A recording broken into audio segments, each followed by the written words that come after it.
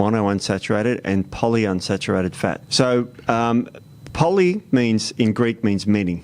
And unsaturated means that the chemical hasn't been saturated with hydrogen ions. So, in other words, the structure of the fat has got what we call carbons that are all joined with hydrogens. That's what oil is. And it's got double bonds between them. Now, a double bond is a pair of electrons. Yeah. Okay, between them.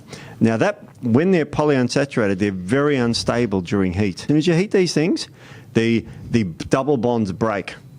And you think double bonds stronger than single, but they're not. Double bonds are much weaker, and the electron goes free and goes radical, basically. Yeah. Becomes a free radical. Yeah. Now, remember, oxidation is defined as the loss of an electron. So these pairs of electrons, you lose one. So the whole thing becomes unstable. You lose an electron, and that becomes oxidized oil. So any sort of heating with these oils, particularly polyunsaturated, it's incredibly bad for you.